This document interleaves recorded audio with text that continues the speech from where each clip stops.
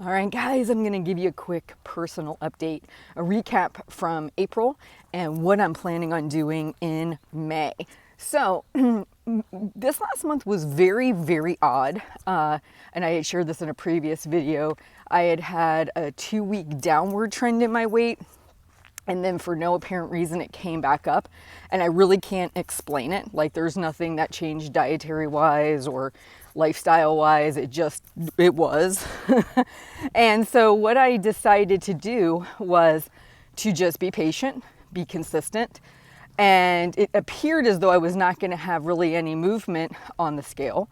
But then as of today, May 1st, I had a huge whoosh. It went down to 151.8 and it had been hovering around 153 for the last several weeks.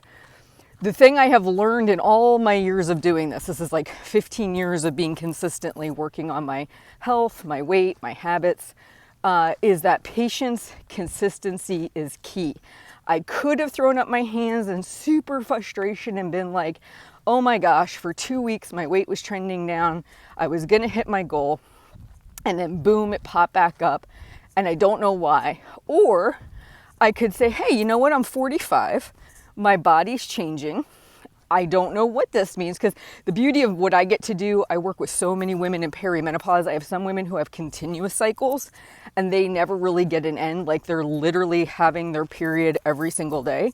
I have other women who are missing their periods for months on end, and it actually very much affects the scale.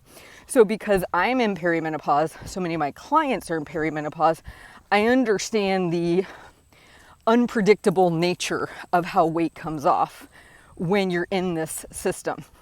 And so the reason I didn't freak out is because I've seen so many ladies have these different issues where it's almost unexplainable weight changes and they're doing everything right. Like, I see them, I've been with them long enough to know that they know what they're doing, but it's unexplainable. Why did it do it? I don't know. But anyway, it eventually all catches up. So like, if I have a client who's struggling 1 month because she doesn't have her cycle and her weight goes up, usually the next month she gets a huge whoosh on the scale. It works itself out, just not on the timeline you're familiar with. That's the important part. So anyway, all that being said, I just am going to push my goal out a little bit. So my original goal, I started at 153.9 at the beginning of March. And I went back and I checked January, February, and March. All of my first of the month weigh-ins were either 154.4, 153.8, and 154.6. That was what they were, the 3 consecutive weigh-ins. Today I started out May 1st at 151.8. So a noticeable drop. It doesn't matter how it happens. It doesn't matter where it happens. But generally speaking, from January, February, March on the 1st to May on the 1st, I've seen somewhere in the ballpark of a 2-pound drop. However, my average weight has not caught up to that, which, if you know me, you know I watch average weight, not daily weight. So I think my average weight as of today was 152.5. Yeah, 152.5. So my goal by the end of May is I would like my average weight to be, I wanted my average weight to have dropped 2 pounds by May 1st, but that didn't happen due to that 2 weeks down, 2 weeks up. So I'm going to push that goal out, and I'd like my goal by the end of June, by the 1st of June, to be 151.9. That would be a solid 2 pounds off. That's my average weight, not my daily weight. So like for instance, today, 151.8. Tomorrow, back to 153. That's the way the scale goes. So this is why you want to watch average weight, not daily weight.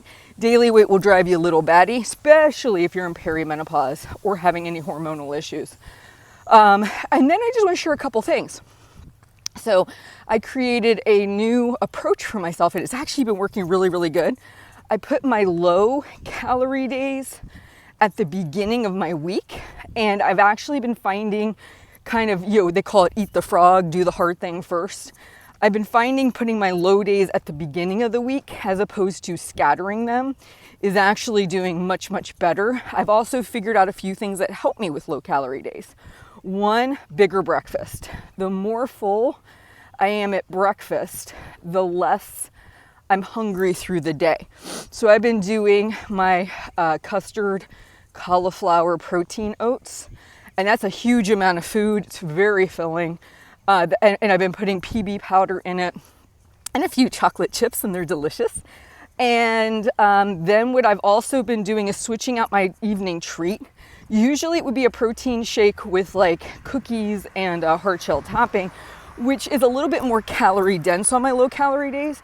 So I actually did a little research and I found some cool ideas for Jello yogurt bowls. And the one that I'm enjoying the most, it's a cup of Greek yogurt mixed with 1 serving of sugar-free vanilla pudding mix.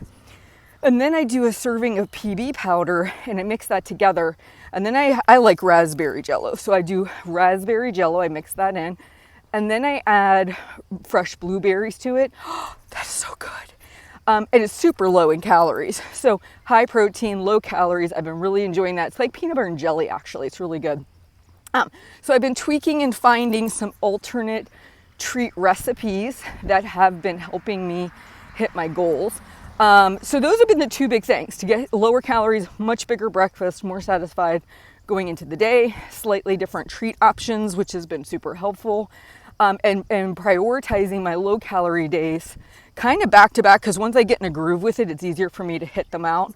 And my ultimate calorie goal for the week is below 1,800. I think below 1,800, I have much more success with getting the weight moving in the right direction. So anyway, going into May, continuing to have weeks where I'm getting below 1,800 calories. This approach with the clustering of low calorie days together seems to be working. Slightly modifying my eating on those days to support that goal, as I just mentioned. And then really just to continue to track my average weight. The outcome that I'm shooting for is by the end of May, I definitely would like to be at an average of 151.9 or lower, which would mean that since I started this, I would have lost 2 pounds. For me, not a rush. I'd like to get 10 pounds off, but it comes off as it comes off. This last month taught me some valuable lessons. Be consistent, be patient, and realize that there's certain things that are going to happen with my body as I change, as things change, that I can't explain, and that just are.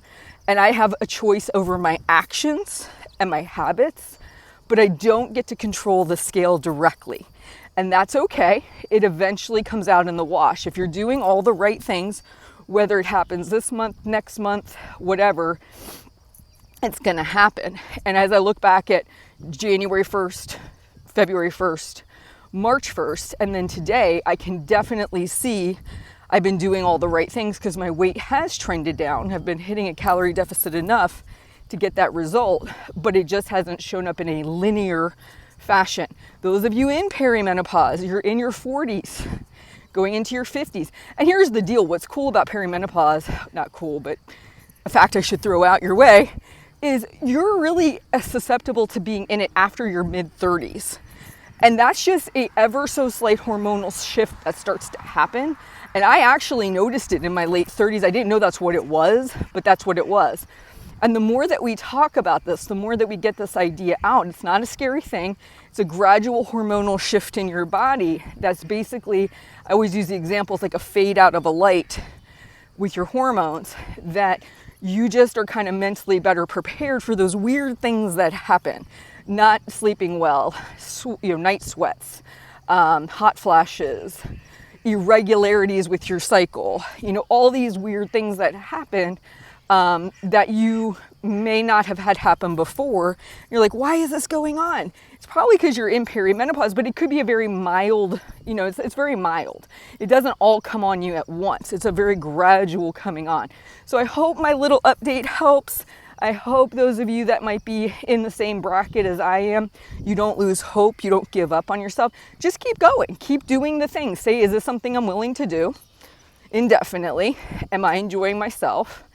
And yes, maybe I didn't get the results I wanted this month, but can I keep just working at it? Absolutely. And it will eventually come. It just may come on a different timeline than you originated. All right, you guys have a great day. Please like and subscribe, hit the bell icon, and I will be giving you another personal update sometime probably toward the end of May. I will talk to you guys soon.